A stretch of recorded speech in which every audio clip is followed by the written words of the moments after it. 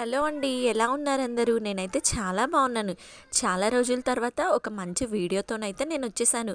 అదేనండి క్యాటరింగ్ స్టైల్‌లో చేసుకునే ములక్కాడ గ్రేవీ కర్రీ అండి. చాలా బాగుంటుంది రైస్‌లోకైనా, చపాతీలోకైనా. సో, లేట్ చేయకుండా ప్రాసెస్‌లోకైతే వెళ్ళిపోదామా? స్టవ్ ఆన్ చేసుకొని కడాయి పెట్టుకొని, కడాయి హీట్ అయ్యాక కొంచెం ఆయిల్ వేసుకొని అందులో పోపు దినుసులు వేసుకోండి. తర్వాత ఆనియన్స్ ఒక కప్పు వరకు చిన్న ముక్కలుగా కట్ చేసుకొని వేసుకోండి. ఆనియన్స్ వేసుకున్నాక పచ్చిమిర్చి చీలికలు, కరివేపాకు, ఒక చెంచా పసుపు కూడా వేసుకొని ఒకసారి కలుపుకోండి. మీడియం ఫ్లేమ్లో పెట్టుకొని ఒకసారి కలుపుకోండి. ఇలా ఒకసారి కలుపుకున్న తర్వాత మూత పెట్టుకొని ఆనియన్స్ గోల్డెన్ బ్రౌన్ కలర్లోకి వచ్చే వరకు మగ్గించుకోండి.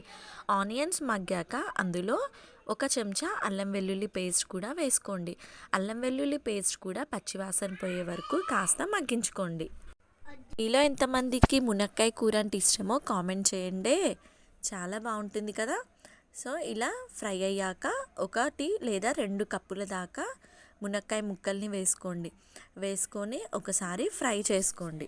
ఇంకా ములక్కాడతో చాలా రెసిపీస్ అయితే చేసుకోవచ్చండి. ఇలా ఒక 5 లేదా 10 నిమిషాల దాకా లిడ్ క్లోజ్ చేసుకొని ఉడికించుకోండి. తర్వాత మునక్కాయలు అయితే చక్కగా మగ్గిపోతాయి. ఇంకా మునక్కాయ సాంబార్, మునక్కాయ పప్పు కూడా చాలా బాగుంటుందండి.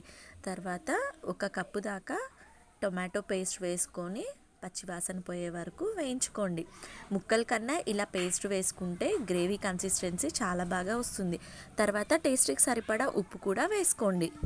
సాల్ట్ వేసుకొని ఒకసారి కలుపుకోండి. తర్వాత 3 to 4 మినిట్స్ లిడ్ క్లోజ్ చేసుకొని ఉడికించుకోండి.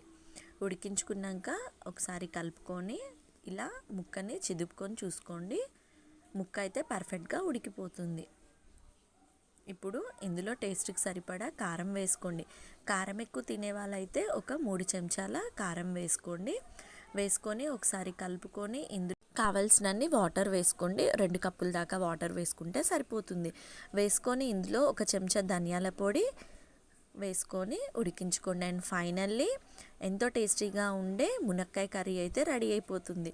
ఛానల్ని లైక్ చేసి, షేర్ చేసి అండ్ సబ్స్క్రైబ్ చేసుకోవడం మాత్రం మర్చిపోకండి. Thank you.